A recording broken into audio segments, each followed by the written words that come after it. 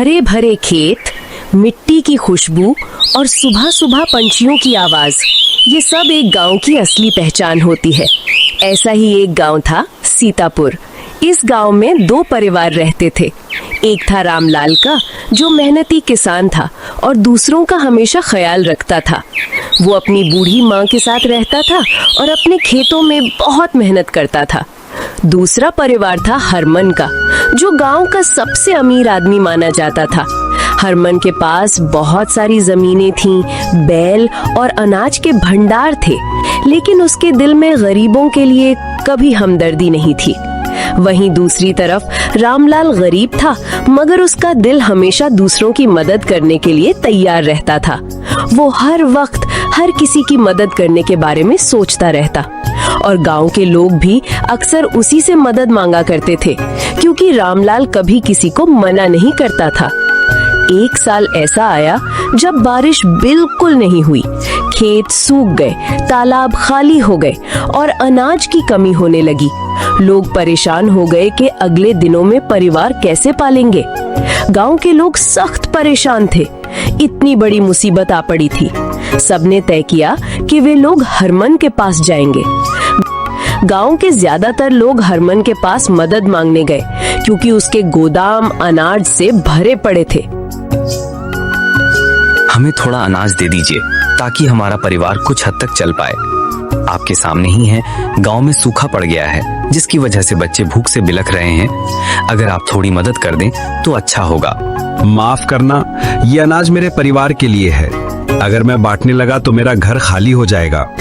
तुम लोग अपना इंतजाम करो। सब लोग हरमन की ये बात सुनकर हैरान रह गए कि ये इतना घमंडी कैसे हो सकता है। गांव वाले मायूस होकर लौट गए।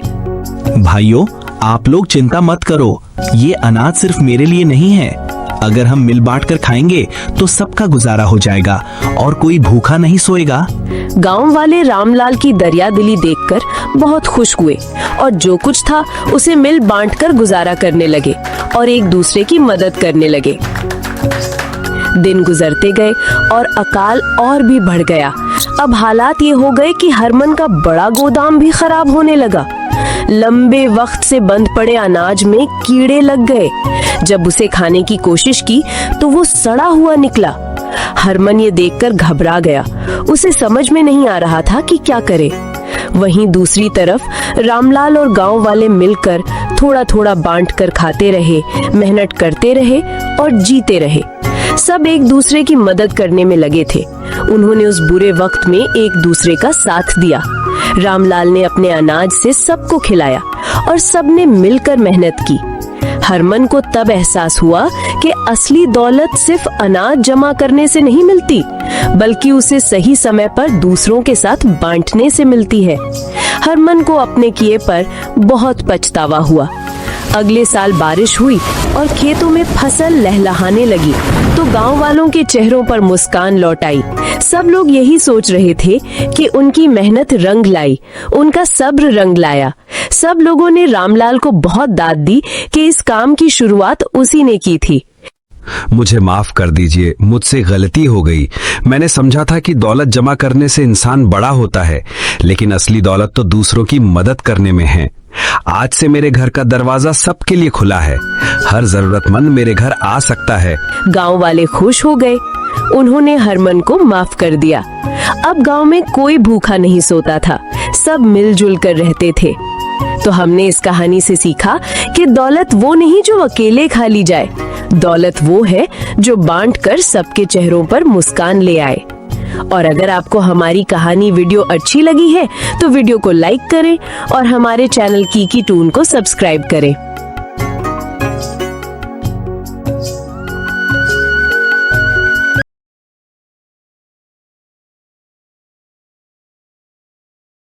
गांव शांतिपुर अपनी हरियाली और शांति के लिहाज से बहुत मशहूर था। यहाँ के ज्यादातर लोग मेहनत करते और अपनी फसलें उगाते थे। उसी गांव में एक राजू नाम का आदमी था जिसे मेहनत करने की न तो आदत थी न ही इच्छा। वहीं उसकी पत्नी सुबह सुबह उठती, जानवरों को खाना देती और खेतों की तरफ निकल जाती और दिन रात वहीं मेहनत करती। और राजू पूरा दिन सोता या फिर गांव के चौपाल पर बैठकर गपशप करता रहता था। एक दिन राजू की बीवी ने राजू से कहा, राजू जी, खेत बंजर हो गया है, बारिशों से पहले हल चला लो, वरना सारा साल भूखे मरते रहोगे, खाने के लिए कुछ नहीं होगा। खेत बिया उगाने हैं तो मेरे साथ चलो और हल चलाओ, मेहनत करो। अरे इतनी टेंशन मत ले, भगवान सब कुछ देखेगा, तू चिंता मत कर। बीवी बेचारी चुपचाप अकेले खेत पर चली गई और वहाँ मेहनत करना शुरू कर दिया। दिन रात काम करती रही। एक दिन जब वो मेहनत कर रही थी तो एक बड़े आदमी ने उसे मेहनत करते हुए देखा। उसके पास गया और कहा, बेटी, तुम यहाँ अकेली क्यों मेहनत कर रही हो? तुम्हारे साथ कोई और नहीं है? ये औरत का काम नहीं, पुरुष का काम है। बीवी ने पूरा मामला उसे बताया।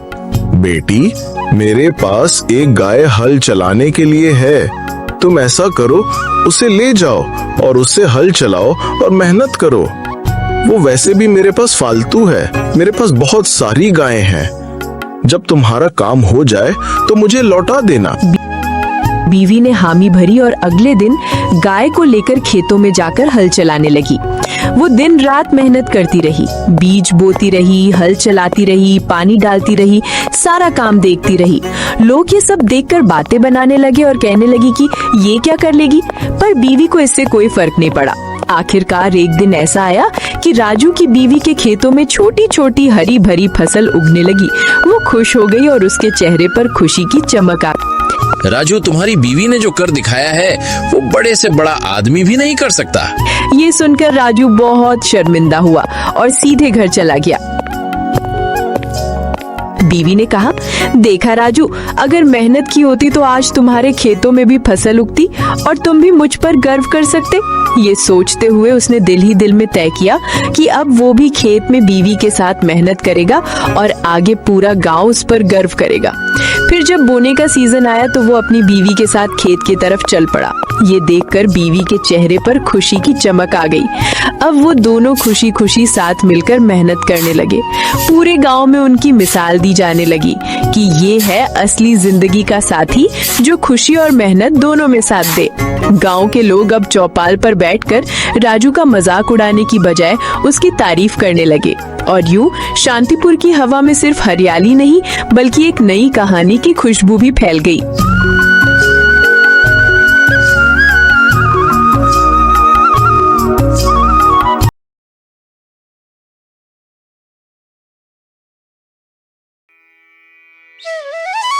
लवली एक छोटे से गांव में रघु नाम का एक नौजवान रहता था। उसके माता पिता का इंतकाल उसके बचपन में ही हो गया था, जिसकी वजह से वो बिल्कुल अकेला रह गया था। उसके पास न कोई सहारा था और न ही कोई जमीन जायदाद। वो एक छोटी सी झोपड़ी में गुजारा करता था। गांव के मुखिया हरिवंश राय एक बेहद मेहरबान शख्स थे। उन्होंने रघु की दुख भरी हालत देखकर उस पर तरस खाया और उसे अपने यहाँ काम पर रख लिया।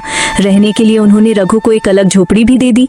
वक्त गुजरता गया और रघु बड़ा हो गया। वो आज भी मुखिया के यहाँ ही काम करता था और मुखिया उसे बहुत भरोसे के काबिल समझते थे।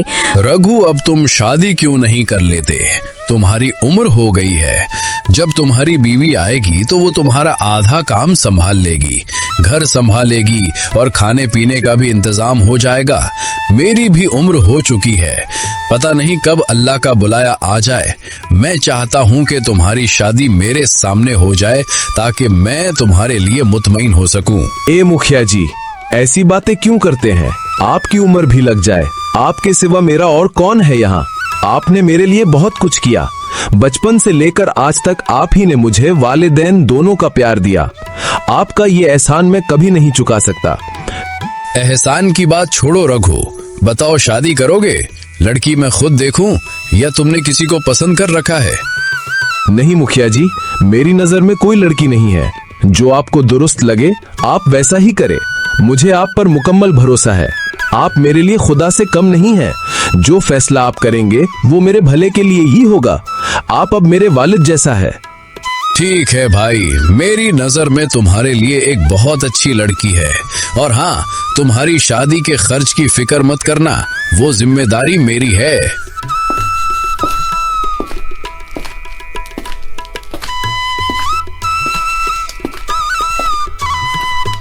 मगर मुखिया का बेटा आदित्य ये सब सुनते हुए गुस्से में अपने वालिद के पास गया और बोला, अब्बा आप क्या कर रहे हैं? रघु हमारा नौकर है, उसके लिए इतना लगाव ठीक नहीं है। अगर आप उसकी शादी के लिए पैसा देंगे तो उसे आदत लग जाएगी। जबान संभाल कर बात करो आदित्य, वो मेरा नौकर नहीं, मेरे बेटे की तरह है और ये मेरी जायदाद है। मैं जो चाहूँ वो करूँगा, तुम मुझे नहीं सिखाओ कि क्या करना है और क्या नहीं। पता नहीं आप किस पर भरोसा करते हैं। ये नौकर रघु आपके साथ धोखा दे सकता है। तुम अपने और पराये की बात करो ही मत। मैं जानता हूँ कौन अपना है और कौन पराया। जब मैं बीमार था, रघु दिन रात मेरी खिदमत में लगा रहा। आज मैं जिंदा हूँ तो सिर्फ उसकी वजह से। तुमने एक बार भी मेरी खबर नहीं ली। आदित्य दूसरे कमरे में जाता है और अपने आप से कहने लगता है, इस रघु का तो कुछ बंदोबस्त करना पड़ेगा, वरना ये मेरे बाप की सारी दौलत हड़प कर देगा। फिर मुखिया जी रघु की शादी एक खुशबू नामी लड़की से कर देते हैं और अब रघु अपनी जिंदगी खुशी खुशी खुशबू के साथ गुजारने लगता है और साथ साथ मुखिया जी के साथ काम करने में मदद देता है। अब मुखिया रघु और रघु की बीवी खुशबू तीनों खुश थे और अपनी जिंदगी गुजार रहे थे। एक दिन आदित्य अपने अब्बा के पास आता है और उनसे कहता है, अब्बा जी मुझे कुछ पैसों की जरूरत है, बराए मेहरबानी आप मुझे 10,000 रुपए दे दें ताकि मेरी जरूरत पूरी हो सके। नहीं, मेरे पास तुम्हारे लिए पैसे नहीं है। मुझे पता है कि तुम जो इन पैसों से करना चाहते हो वो सिर्फ अपना नशा और जुआ में खर्च करना है, इसलिए मेरे पास तुम्हारे लिए कोई पैसे नहीं है। दफा हो जाओ और यहाँ से निकल जाओ। आदित्य चला जाता है और दूसरे कमरे में जाकर मंसूबा बनाने लगता है और सोचता है कि अब पानी सर से गुजर गया है, अब मुझे कुछ करना पड़ेगा। फिर वो एक फैसला करता है और प्लान बनाता है और अपने नौकर को बुलाता है और उसे सारा काम सौंप देता है और कहता है कि तुम अब्बा की अलमारी से 5 लाख रुपए निकालकर मुझे दे दो चोरी से। नौकर वैसा ही करता है जैसे आदित्य ने उसे कहा था। वो पैसे चुरा लेता है और रघु के घर में रख देता है। अगले दिन जब मुखिया जी को ये सब पता चलता है तो वो अपने नौकरों को डांटता है और कहता है, सच सच बताओ, तुम में से मेरे पैसे किसने चुराए हैं? अब्बा जी आप इन सब नौकरों को क्यों डांट रहे हैं? आप रघु की तलाशी लें, क्योंकि मैंने कुछ देर पहले रघु को ही आपके कमरे से आता हुआ देखा था। तुम अपनी जबान बंद रखो और यहाँ से दफा हो जाओ। मुझे रघु पर पूरा एतबार है। रघु ऐसा कभी भी नहीं कर सकता। रघु मेरे बेटे जैसा है, इसलिए मैं रघु पर बिल्कुल भी शक नहीं कर सकता। बल्कि मुझे तो तुम पर शक है कि तुमने तो नहीं चोरी की। मुझे पूरा शक रघु पर है। आप ऐसा करें कि रघु की तलाशी लें, फिर सारा साफ पानी का पानी, दूध का दूध हो जाएगा। चलो ऐसा करते हैं, आप सबसे पहले रघु के घर की तलाशी करें। अगर पैसे रघु से निकलें तो आप उसे सजा दें और अगर पैसे मेरी तरफ से निकलें तो आप मुझे पुलिस के हवाले कर दें। ये मेरी शर्त है, इसलिए आप मेरी शर्त पर अमल करें। ठीक है, वैसे तो मुझे रघु पर पूरा एतबार है, पर तुम्हारी शर्त के खातिर मैं रघु के घर की तलाशी ले लेता हूँ, पर याद रखना अपनी सजा। फिर कुछ नौकर और मुखिया जी रघु के घर जाते हैं, उसके घर से तलाशी लेते हैं और पैसे रघु के घर से निकलते हैं। ये मुखिया जी देखकर उनकी आंखें फटी की फटी रह जाती हैं और वहां से वो फौरन ही चले जाते हैं। रघु अपनी सफाई में कुछ कह भी नहीं सकता, बस वहां चुप खड़ा रहता है। खुशबू, तुम्हें तो मालूम है कि मैं ऐसा कभी भी नहीं कर सकता। मैंने चोरी नहीं की। ये जरूर मुझे आदित्य की कोई साजिश लगती है। मैं अभी मुखिया जी के घर जाता हूँ।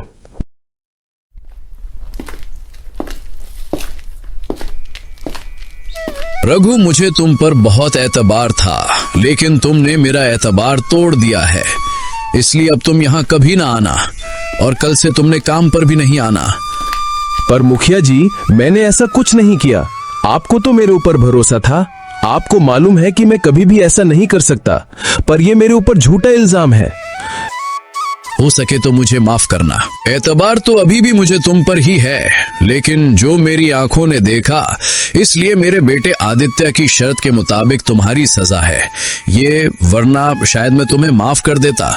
लेकिन मेरे बेटे आदित्य ने जो मुझे शर्त दी थी, अगर मैंने उसकी शर्त पूरी ना की तो मैं वादे के खिलाफ हो जाऊंगा। हो सके तो मुझे माफ कर देना। अब तुम यहाँ से जा सकते हो। भरोसा तो मुझे तुम पर अब भी है, लेकिन आंखों ने जो देखा शायद वो गलत हो। एक दिन इस चीज का फैसला होगा, इसलिए अब तुम यहाँ से जाओ। प्लीज मेहरबानी करके यहाँ से चले जाओ।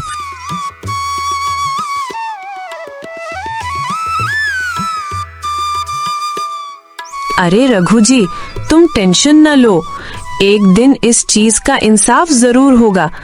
पर अब तुम मुझे बताओ, खाने के लिए कुछ नहीं है, मैं ऐसा क्या बनाऊं जिससे हमारा पेट भर जाए और भी सस्ता पड़े। चलो खुशबू, तुम कुछ भी बना लो, मैं खा लूंगा। अब मैं चलता हूँ काम की तलाश में, क्योंकि मुखिया जी ने तो मुझे काम से निकाल दिया है। अब पेट पालने के लिए मुझे किसी और काम के लिए जाना पड़ेगा। फिर वो काम की तलाश के लिए घर से निकल पड़ता है और काम तलाश करने लगता है। आखिरकार उसे एक स्टोर में काम मिल जाता है। जब ये बात आदित्य को पता चलती है तो आंखें फटी की फटी रह जाती हैं और अपने नौकर को बुलाता है और कहता है, मैंने सुना है कि रघु शमीला के पास काम करने जाता है, लेकिन ये बात मुझसे बर्दाश्त नहीं हो रही। मैं उसे भूखा मरता देखना चाहता हूँ, तड़पता देखना चाहता हूँ। इसलिए तुम ऐसा करो कि जैसे हमने अब्बा के घर से चोरी करके रघु के घर पर रखा था, उसी तरह शमीला के घर से भी चोरी कर लो और रघु के घर जाकर रख दो। तभी मुखिया जी वहाँ आ जाते हैं और ये सब बात सुन लेते हैं। वो देखकर गुस्से से अपने नौकरों की तरफ पलटते हैं और कहते हैं, ये सब तुमने क्या किया? अभी फौरन वजाहत दो, वरना सजा भुगतोगे। नौकर सारा आदित्य का राज फाश कर देता है और सब कुछ मुखिया जी को बता देता है जो आदित्य ने रघु के साथ करने को कहा था। फिर मुखिया जी नौकर से कहते हैं कि रघु को बुलाओ। फिर रघु आता है और मुखिया जी रघु से कहते हैं, रघु बेटा, मैंने तुम्हें अपने बेटों जैसा माना है, प्लीज मुझे माफ कर दो। मैंने तुम्हारे ऊपर जो इल्जाम लगाया उसके लिए कृपा करके मुझे माफ कर दो। मैंने तुम पर बगैर साजिश के इल्जाम लगाया, हत्ता कि सजा तो आदित्य को मिलनी चाहिए थी, और सजा के मुताबिक जो मेरे बेटे ने खुद कहा था, आदित्य को पुलिस के हवाले कर देना है। तो अब हम आदित्य को पुलिस के हवाले करेंगे। रघु बेटा, हो सके तो मुझे माफ कर देना। और एक बात बताते चलूं, तुम्हें इस घर में कोई भी काम रखने के लिए तैयार न था, इसलिए मैंने तुम्हारे काम तलाश करने से पहले ही जिस स्टोर पर तुम काम करते हो वहां बात कर ली थी कि तुम रघु को काम पर रख लो। शमिलार ने वैसे इनकार कर दिया था, लेकिन मेरे कहने पर उसने तुम्हें रख लिया था। और तुम्हें पता है, जो शमिलार तुम्हें पैसा देता था वो भी मैं ही तुम्हें देता था, इसलिए क्योंकि मुझे तुम पर यकीन था कि तुम ऐसा नहीं कर सकते, और भरोसा था कि एक दिन इस चीज का राज जरूर फाश होगा। अब्बा जी, मुझे आपसे कोई शिकायत नहीं। मैंने भी आपको अपने अब्बा जी सा माना, इसलिए मुझे पूरा यकीन था कि एक दिन ये राज जरूर फाश होगा। इसलिए मैं वक्त पर इंतजार करता रहा और खुशबू मुझे तसल्ली देती रही कि ये एक दिन जरूर आएगा। और अब्बा जी, आदित्य आपका छोटा बेटा है, इसलिए आप उसे माफ कर दें। शायद आपकी इस माफी से वो सुधर जाए। ये सुनकर मुखिया जी बहुत खुश होते हैं और आदित्य को माफ कर देते हैं। जब आदित्य ये सब बात रघु के मुंह से सुनता है तो आदित्य को भी एहसास होता है और वो रघु से माफी मांग लेता है। अब वो सब खुशी खुशी रहते हैं। इस कहानी का सबक ये है कि ईमानदारी, एतबार और सब्र हमेशा नतीजा खेज होते हैं। रघु ने सच्चाई और ईमानदारी के साथ काम किया, बावजूद इसके कि उस पर गलत इल्जाम लगा, उसने सब्र और एतबार का दामन नहीं छोड़ा। आखिरकार सच्चाई सामने आई, साजिश नाकाम हुई और तमाम ताल्लुकात दोबारा मजबूत हुए। ये कहानी ये भी सिखाती है कि जाहिर की मुश्किलें और गलत फहमियां वक्ती होती हैं और एतबार और माफ़ी से ताल्लुकात बेहतर हो सकते हैं। अगर आपको ये हमारी वीडियो अच्छी लगे तो प्लीज़ लाइक करें और हमारे चैनल किकी किंग को ज़रूर सब्सक्राइब करें।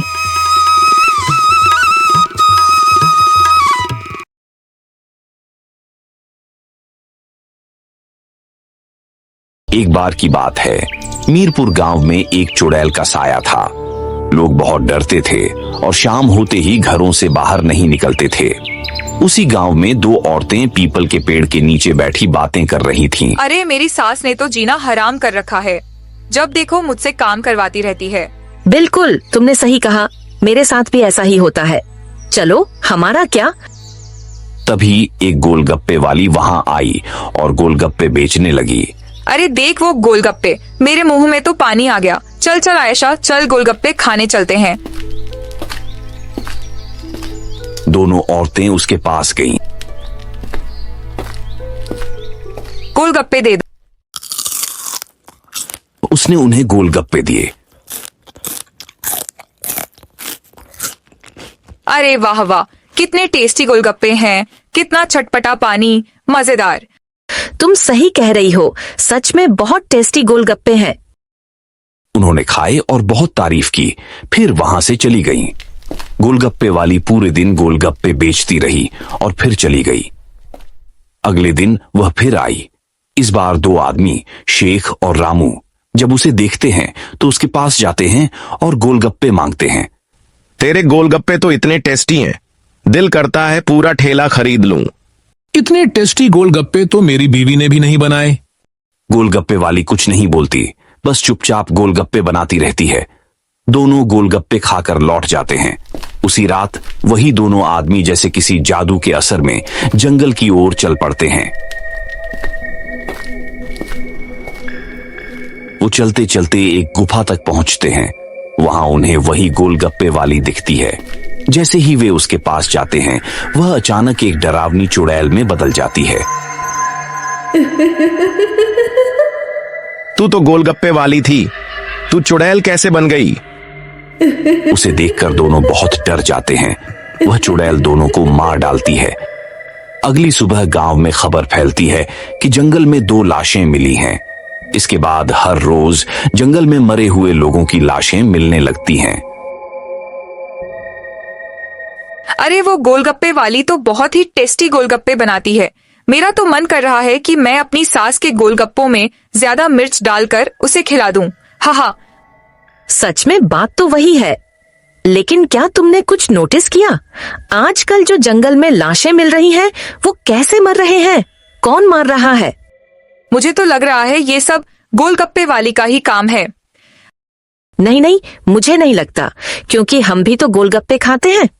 अरे पागल, क्या तुमने कभी देखा है कि औरतों की लाशें मिली हों? वो सिर्फ मर्दों को मारती हैं। हाँ हाँ, ऐसा ही है।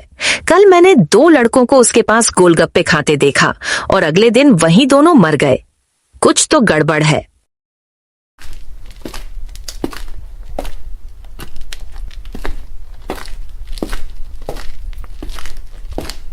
दोनों औरतें एक तांत्रिक के पास जाती हैं और उसे सारी बात बताती हैं।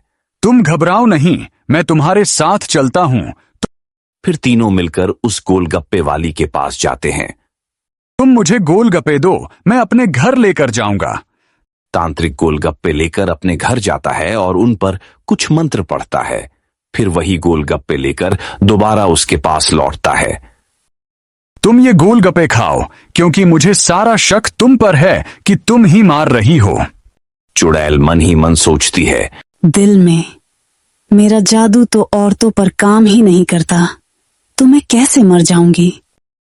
जैसे ही वह गोलगप्पे खाती है, वह तड़पने लगती है। उसके शरीर से खून निकलने लगता है और वह वहीं मर जाती है। इस तरह पूरा गांव चुड़ैल के साए से हमेशा के लिए मुक्त हो जाता है।